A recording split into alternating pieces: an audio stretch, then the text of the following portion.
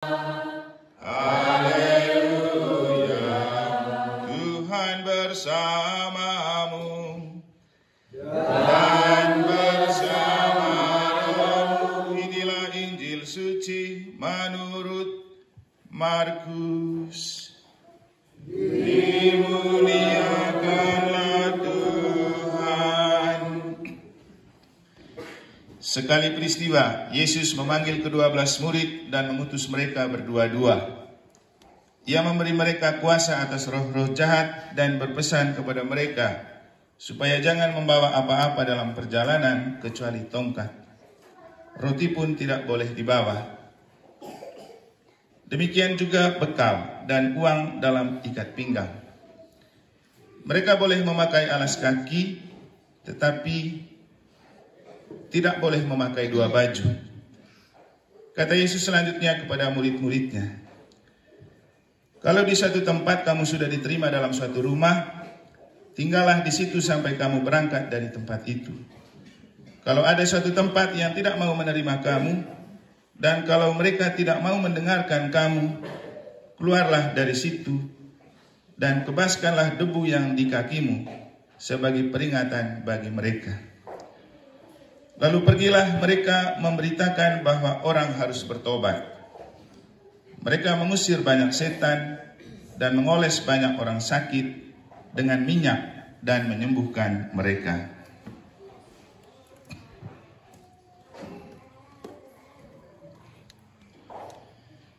Demikianlah sabda Tuhan.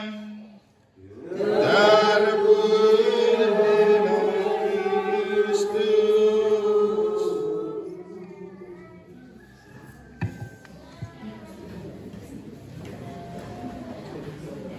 Joko masuk surga, ini gue balik bacaan Injil ke Inyangas. Bapak Ibu saudara-saudari, adik-adik dan anak-anak sekalian yang saya kasih dalam Tuhan. Ada dua hal yang dapat kita maknai dari bacaan suci yang telah kita dengar. Tambah satu sih, ada tiga. Dari bacaan 1, 2, dan 3. Pertama, dari bacaan pertama kita akan memaknai apa artinya ketika seorang raja, Amasya, mengusir Amos ke tempat yang lain, nabi yang diutus Tuhan. Juga kita akan memaknai ketika Santo Paulus berbicara tentang Yesus sebagai anugerah terindah dari Allah untuk kita. Dan kita juga akan memaknai ketika dalam Injil Yesus mengutus para murid dan bilang jangan bawa apa-apa, dompet juga jangan, dalam ikat pinggang tidak boleh ada uang, cukup bawa tongkat. Kita mulai dari yang pertama, cerita tentang keangkuhan seorang raja atau penguasa di dunia berhadapan nabi yang diutus oleh Tuhan, yang terjelma dalam cerita bacaan pertama antara Amasya dan Amos. Cerita tentang ini mungkin kita bisa bandingkan dan maknai dari cerita tentang ketika beberapa bulan lalu seorang presiden Iran yang sudah berencana menyerang Israel tiba-tiba jatuh dalam sebuah helikopter. Pernah dengar berita itu? Ibrahim Raisi. Jadi begitu kemelut dengan Israel makin panas, mereka sudah merancang untuk serangan balik. Kalau dihitung dari kekuatan militer, mereka menang dalam banyak hal. Mereka punya drone. Drone itu teknologi terbaru untuk melacak bimper kereta awang ya, untuk melacak posisi-posisi dan bisa dari awan saja diterbangkan untuk menghancurkan. Mereka punya banyak stok itu. Karena Iran kan negara minyak. Dengan kekayaan yang dia miliki, dia bilang gampang menyerang Israel. Ternyata tidak lama kemudian presidennya jatuh dari pesawat. Tidak masuk akal. Presiden yang punya teknologi hebat, yang punya drone untuk melihat semua kondisi alam, bisa jatuh karena masalah cuaca. Kan tidak masuk akal. Di manakah kecanggihan? Tapi cerita ini dan fakta ini menunjukkan kepada kita, jangan main-main dengan penguasa dunia. Artinya penguasa dalam arti yang maha kuasa. Di dunia memang boleh punya penguasa, tapi masih ada yang maha kuasa, yaitu Tuhan. Damai melelolitea pejabat-pejabat soto. Mereka boleh bergaya waktu menjabat, tapi sebagian besar pejabat ini memang tidak semua. Saya ikut poli jabatan, tangkaplah KPK dengan go, dia kaya ngau penjara. Ai mau lisenggo ko nem takko siang rakyat itu. Memang mungkin tipu rakyat itu, tapi hoi tamai mata mese kami pernah tutup mata lelu. Makanya Yesus bilang apa dalam Injil? Lakukanlah orang lain seperti kamu ingin diperlakukan. Jadi apapun yang kita lakukan kepada orang, mungkin kita rasa itu baik dan benar dan menguntungkan, dan kita pikir orang tidak tahu. Masalahnya yang di atas selalu melihat. Sehingga tidak ada gunanya kita menjadi penguasa di dunia, tapi kalau kita lupa dengan yang maha kuasa, mungkin itu maknanya. Maka cerita tentang Amasya dan Amos baik untuk menginspirasi kita. Ini kami sinai bahil kayang netan nalinu ay mangakin morin. Amasya ini kan dia usir ini Amos dari Betel. Kau pergi dari sini, kau pergi cari makan di tempat lain, buat mujizat di tempat lain, berbicara tentang Tuhan di tempat lain. Tapi Amos itu dengan santai saja dia jawab. Apa tadi dia bilangnya? Ibu yang baca tadi ingat kan? Dia bilang, aku ini cuman alat di tangan Tuhan yang hanya melakukan apa yang bisa saya lakukan sesuai dengan kehendak Tuhan. Jadi itu saja jawaban Amos, dan dalam cerita selanjutnya kita akan menemukan dan melihat bagaimana nasib Amasya ini hancur.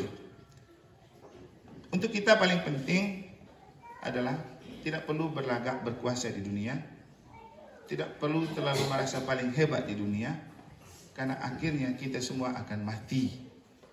Dan kalau kita mati, kita akan kembali ke yang maha kuasa, bukan penguasa. Saya di Bali atau di tempat kerja, selalu saya bilang begini kepada orang-orang, kamu jangan meremehkan misa dan kegiatan gereja hanya karena kamu taat kepada atasanmu, kepada bosmu, kepada pimpinanmu. Karena kita lebih takut dan taat kepada pimpinan dan bos daripada kepada Tuhan dan gereja. Saya bilang, kamu boleh punya atasan, kamu boleh punya bos yang kaya, tapi coba kalau kamu sakit, mereka cari kamu enggak? Mana bos yang peduli sama anak buahnya yang sakit? Malah dia rasa rugi kalau anak buahnya sakit, karena tidak masuk kerja. Itu juga pejabat. Kadang-kadang orang taat karena punya jabatan. Kalau sudah tidak punya jabatan lagi, orang tidak taat. Itu baru kita sakit. Tapi kalau mati, siapa yang peduli dengan kita? Ini kalau di kota besar. Maka kalau sakit dan mati, pasti kamu cari KBG, cari lingkungan, cari paroki, cari romo. Untuk apa kamu mengabdi kepada bos-bosmu? Apalagi kalau bicara surga. Bukan bos yang merekomendasikan kita ke surga. Bukan pejabat yang lebih tinggi. Emene CMUNP. Toelah kepala desa direkomendasi masuk surga semua. Toelah kepala sekolah. Tapi guru-guru agama, pengurus-pengurus KBG, dewan stasi, karena dia berhubungan dengan kerajaan Allah. Maka pada kesempatan kedua kita memaknai ketika Yesus bicara, Rasul Paulus berbicara tentang Yesus. Jadi Yesus itu diberikan sebagai anugerah istimewa dari Allah. Dalam surat kepada jemaat di Efesus, Paulus bilang begini. Terpujilah Allah dan Bapa Tuhan kita Yesus Kristus yang dalam Kristus telah mengaruniakan kepada kita segala berkat rohani di surga. Jadi Yesus Kristus itu dikaruniakan sebagai berkat rohani di surga. Nah, tadi malam waktu saya misa syukur keluarganya Bapak dan Mama Cep, kan di situ Injil berbicara tentang Yesus. Yesus ini adalah orang yang menjanjikan dan menjamin kita masuk surga. Ketika di bagian akhir Injil kemarin, dia bilang begini. Siapa yang mengakui aku di dunia akan kuakui di hadapan Bapa. Siapa yang menyangkal dan mengingkari aku di dunia akan kuingkar dan kusangkal di surga. Jadi kalau kita tetap setia percaya kepada Yesus, mengaku Yesus, berani bersaksi tentang Yesus, maka Yesus juga berani bersaksi tentang kita di hadapan Bapa. C itu. Oh ya amat apa? Marando. Gotek dan Yesus. Mati bayar gak bayar lagu ya rajin mau misa hari Minggu. C itu madelan.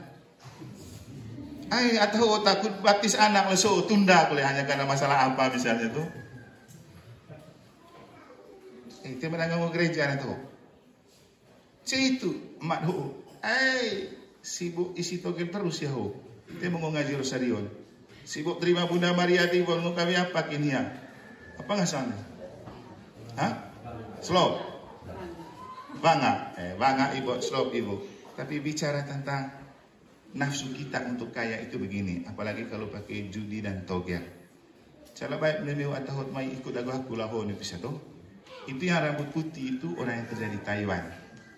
Dia orang sukses. Suatu kali dia dimintain sama bos dari Thailand untuk jadi bandar togel di Indonesia. Apa dia punya jawaban? Saya tidak mau membunuh hidup orang. Kenapa? Dia tahu judi togel itu membunuh orang yang tidak pernah menguntungkan orang. Lelo metara koe kata sering isi togel citeoi. Lelo metara koe, aku cara ngasang lelo unte bayar tang nu. Lelo tara koe bekut manga, rokang manga, lengkap kada sama ata piring toy nabi tara koe. Bitak. Kenapa? Tidak akan ada kecerahan dan keceriaan dan kebahagiaan dalam hidup. Isi pada ini leso boleh. Asa masuk boleh itu kategori itu. Ma ada janji ya asisi togel ni sebelum permandian tong. Tapi yang mau saya katakan, bahwa gope penting kolek KB mosen itu ni talino. Bahkan mai minggu kali lalu aku pernah laku singgung goto. Lebih baik main kartu daripada si togel. Main kartu rasa lebih kuncur kartu sambil rongko sambil kopi.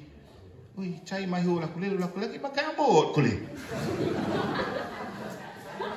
Cekoy kat pandeke malau hiu klentong mompong. Poso siling kereta mada ririn. Poso etang gersili kole. Kan kita mau koribana. Kapan kole semak yo ya nabi deh. Lepek one kartu sega itu pun jadi manusia. Saya memo saya sebut, sama nengol lenggelupe, sama tetehang. Jadi segar saya kami kuncur, saya mau biasa kan, tapi segar. Tapi itiho teteh main kan segar kan mau biasa. Justru dendut melomi kartu. Tapi yang mau saya katakan begini, nikah apa bail, buli beki bail, urus yang tidak berguna, yang tidak menguntungkan. Itu kau terang kue. Tabar jadi bandar ke Tahyo. Mai komentar di siapa dengan cerita itu. Ui, berani tabar ke cekilit. Langsung gas. Nah, sama ceritanya, aku mampir saya labon baju aku.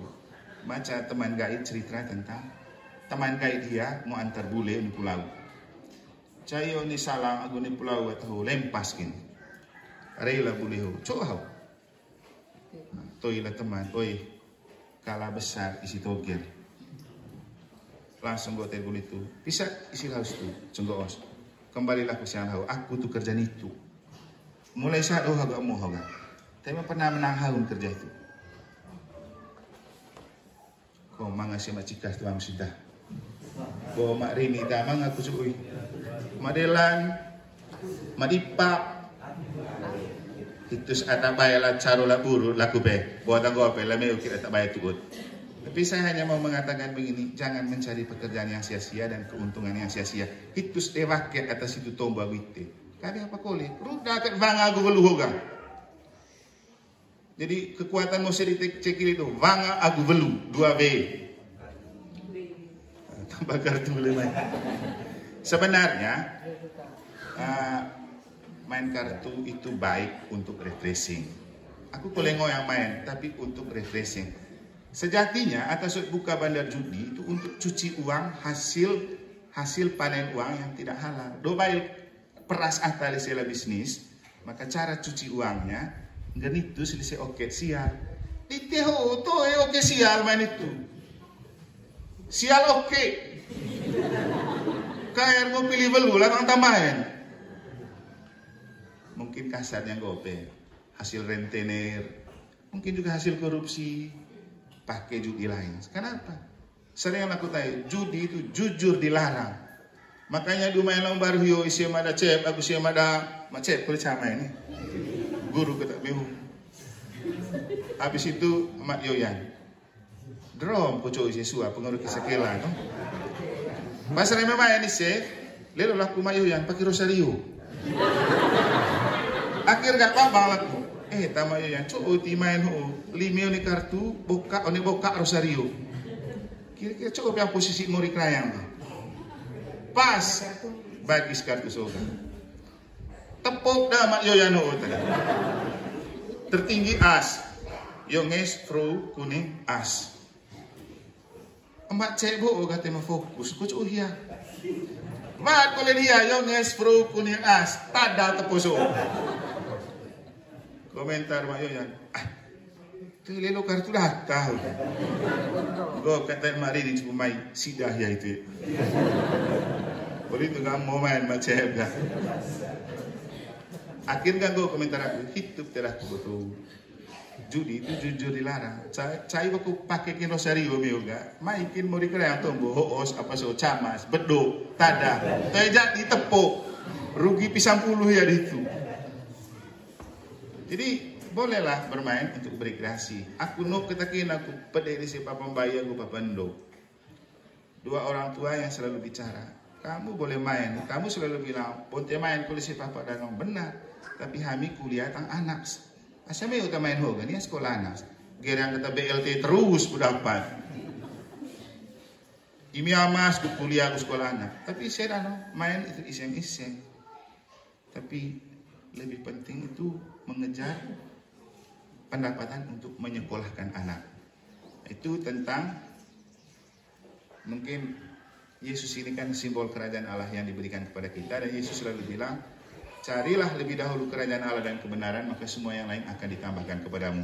Maka itulah dasar dari ketika kita masuk hal yang ketiga. Ketika Yesus mengutus para muridnya, Yesus bilang apa? Jangan membawa apa-apa kecuali tongkat. Tongkat itu apa? Tongkat itu seperti dongkar. Zaman danau itu doa tetua pakai dongkar. Artinya itu adalah tumpuan dan kekuatan hidup ketika kita secara manusiawi tidak berdaya. Itu pakai dongkar karena tidak bisa berjalan sempurna. Maka butuh tongkat untuk bantu. Dalam gereja tongkat itu simbol kegembalaan, mengembalakan itu. Nah, tongkat yang dimaksudkan Yesus dalam Injil adalah tumpuan dan kekuatan hidup para murid yang diutus yang tidak berbentuk material. Yaitu apa? Berkat yang diberikan oleh Yesus. Sebelum mereka mengutus Yesus kan Yesus memberikan berkat, karunia kepada mereka. Kekuatan ilahi, kekuatan berkat itulah yang menjadi tongkat untuk menguatkan para murid, bisa menyembuhkan orang, bisa mewartakan Injil, dan bisa mendatangkan rahmat. Jadi jangan membawa apa-apa, dalam ikat pinggang pun jangan membawa uang. Nah, dulu masuk gereja Bocomanggu Mak Yanti aku luyum. Kebetulan aku poli cerita baru tentang Mak Yanti, nama Mak Deri. Jadi cengkali nih poli kocona netas lihat bokong koen. Mau apa ngasang? Apa kita? Ini Mak Deri. Kalau dulu Mak Yanti, mau slok apa le kios? Apa ngasang? Depo, mau depo. Jadi polina lihat bokong koen oleh taskut mau depo. Selundup aguminan, potong bayar lebinan. Kali ini baiso kalau emang ngasang dompet di CD, baik tang lisi icit kan? Mai lebinan hol. Ami icino cehat toy bayar Mak Yanti. Cai jam depo semangat dia ho kekes tas koen yo le. Isi le Mak Deri. Cai le logo ni mitas jong. Karok sai imi amas. Mata poli bulan dia dah pandai cengasan do di baru nonton. Ada Yanti kat dia. Terus kuliah lawan dia aku lebih nahu mengerti perasaan daronan tu. Saya lau poli berlaku mensian sekolah dia gua gagal. Oh how Ivan isi kim how gak. Ama jola dia itu antara cehat terus ginan Mak Yanti ho. Aku sampai ho kau tadi mitan lagi.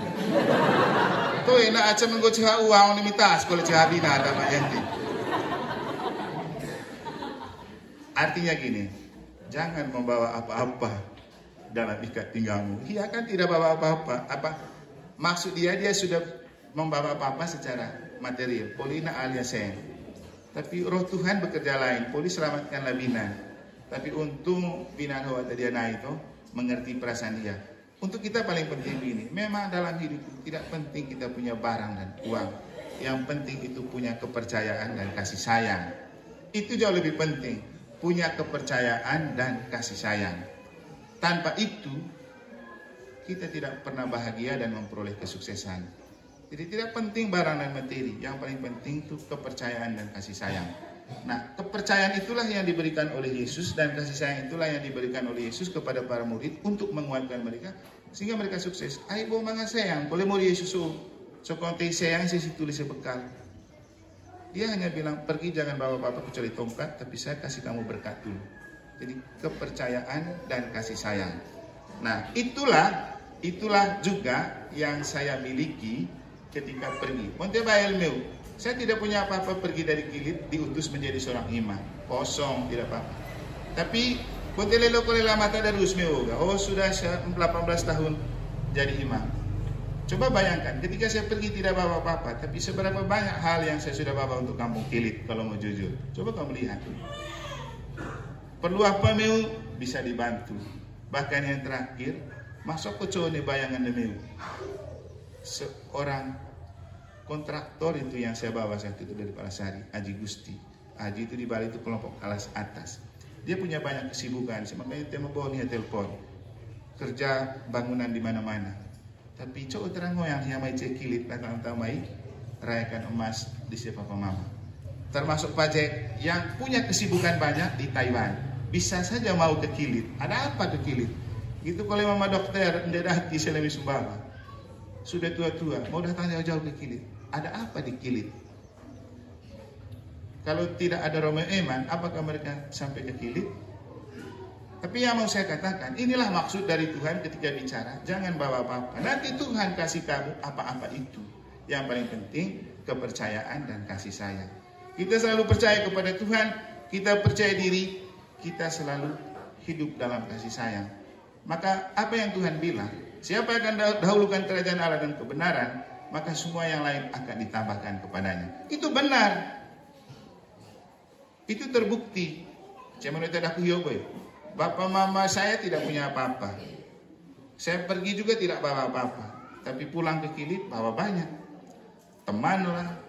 Apa yang mereka miliki. Apa yang mereka bisa bagikan. Kalau kan sempat aku bagi-bagi apapun di sini. Itu kita dapat gratis-gratis. Itu kenapa? Itulah cara Tuhan menjawab dan memaknai ketika Yesus bilang, aku mengutus kamu dan jangan bawa apa-apa kecuali tongkat. Tongkat itu iman, kepercayaan, kasih sayang. Cukup 3 itu yang kita miliki, kita pasti akan sukses. Tidak perlu menumpuk banyak barang, tidak perlu menumpuk banyak uang. Karena ketika kita punya iman, iman itulah yang menyelamatkan kita. Ketika kita punya kepercayaan, kepercayaan itulah yang membuat orang percaya dengan kita, Tuhan percaya dengan kita. Ketika kita hidup dalam kasih sayang itulah yang menggetarkan hati orang untuk mengasihi kita. Ono mesang vie kan Thailand botol. Itu baju kenangan yang kamu pakai itu ada sponsornya. Itu Aji 1, ada juga teman saya mantan Kapolres di Jembrana. Dia sudah tugas di Kalimantan, namanya Papi Suloda. Jadi itu baju itu sablon 1 saja 40.000 harga Denpasar. Harga bajunya lain lagi, jadi banyak. Ada 100 lebih. Kemudian kau tidak haji misal, Romo C tersebut mai tidak dapat daftar ke itu. Kenapa? Mereka sudah merasakan kasih sayang kita untuk mereka, dan itu yang membuat kasih mereka itu mengalir lebih. Jadi lagi-lagi Bapak Ibu, intinya hiduplah sebagai orang yang beriman, memelihara kepercayaan, memelihara kasih sayang. Mau mana daftar nanti kalau kita hidup dalam kasih. Mereka hidup dalam tipu-tipu. Atau judi hidup dalam tipu-tipu.